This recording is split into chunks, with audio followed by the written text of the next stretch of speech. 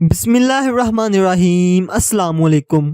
ستمبر 1965 کی جنگ کے خاتمے کے بعد جب فائر بندی بند ہو چکی تھی تو دنیا بھر کے نامہ نگاروں کی ایک ٹیم نے بھارت اور پاکستان کے جنگی محاذوں کا دورہ کیا تاکہ وہ اپنی سب آنکھوں سے دیکھ سکیں۔ لاہور کے واگا سیکٹر میں BRB نہر کے مختلف مقامات پر شہیدوں کی قبریں بنی ہوئی تھیں۔ یہ وہ شہید تھے جو اپنے وطن اور اپنی قوم کی حفاظت کرتے ہوئے مارے گئے تھے۔ انہوں نے اپنی جانیں پاکستان پر نثار کر دیں۔ پاکستانیوں نے بھی ان کی قربانیوں کو یاد رکھا اور جس مقام پر یہ جوان شہید ہوئے تھے وہاں عقیدت اور احترام سے انہوں نے ان کی قبریں بنائیں، جہاں قریبی دیہاتوں کے لوگ اکثر جا کر دیے جلایا کرتے تھے۔ یہ نامہ نگار جب واگا سیکٹر میں نہر کے کنارے ایک ایسی جگہ پہنچ جہاں یہ قبر بنی ہوئی تھی تو ایک قبر کے نزدیک وہ بے اختیار رکنے پر مجبور ہو گئے۔ اس قبر پر ایک صحرا رکھا ہوا تھا۔ یہ صحرا کسی نے اپنی داغوں سے تیار کیا تھا۔ یہ منظر دیکھ کر ان کی آنکھوں میں بے اختیار آنسو آ گئے۔ ظاہر ہے یہ کسی شہید کی قبر تھی جس پر اس کے عزیز نے یہ صحرا لا کر رکھ دیا تھا۔ ان لوگوں کا تجسس بڑھا اور اس صحرے کی کہانی ڈھونڈنے نکل گئے۔ یہ لانس نائک موسیٰ خان شہید کی قبر تھی۔ لانس نائک موسیٰ خان کا تعلق انفینٹری پیدل فوج سے تھا۔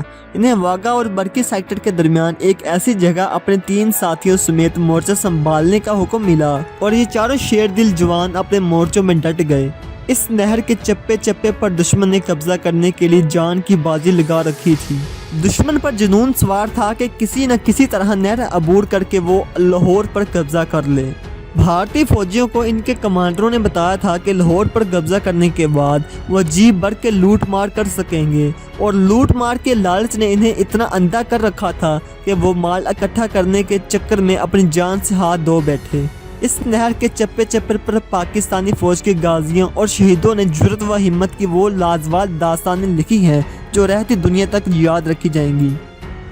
لانس نائک موسیٰ خان کی کہانی بھی انہی میں سے ایک ہے۔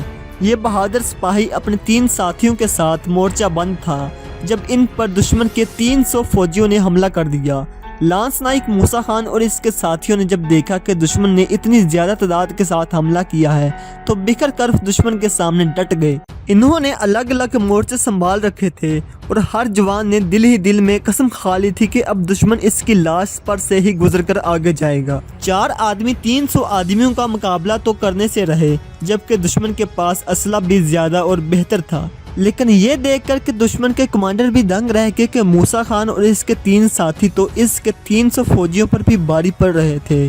انہوں نے اپنی پوزیشن بدل کر اتنی مؤثر اور زوردار فائرنگ کی کہ دشمن بخلا کر اور اپنے سر پر پاؤں رکھ کر بھاگ گیا۔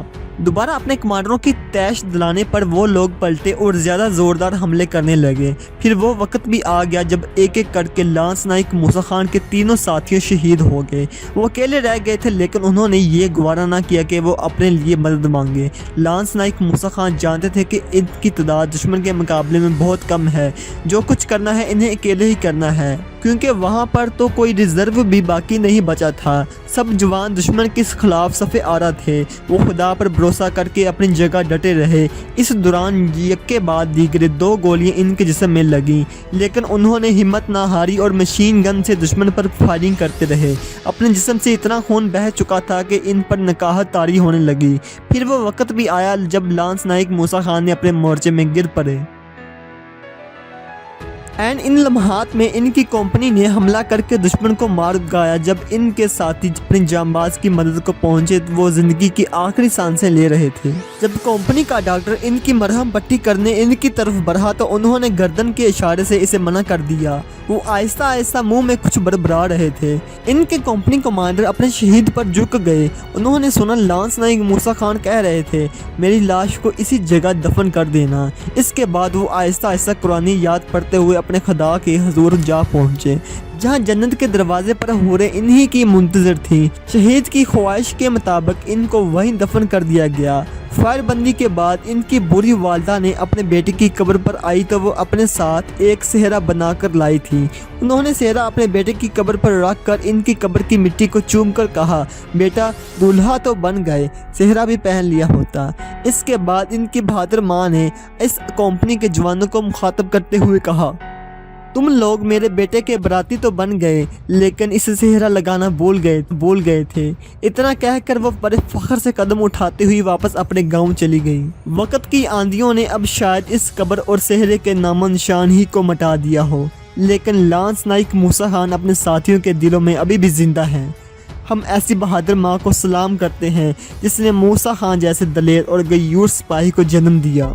दोस्तों, अगर आप ऐसे अजीम लीडरों की अजीम कहानियाँ सुनना चाहते हैं तो हमारे चैनल फैक्ट्स फाइंडिंग को सब्सक्राइब करना मत भूलिए। अगर वीडियो पसंद आए तो इसे लाइक, दोस्तों के साथ शेयर और कमेंट सेक्शन में अपनी हुब्बुल वतनी और हमारी हौसला अफजाई के लिए नेक्स्ट वीडियो तक के लिए अल्लाह हाफिज़। थैंक्स।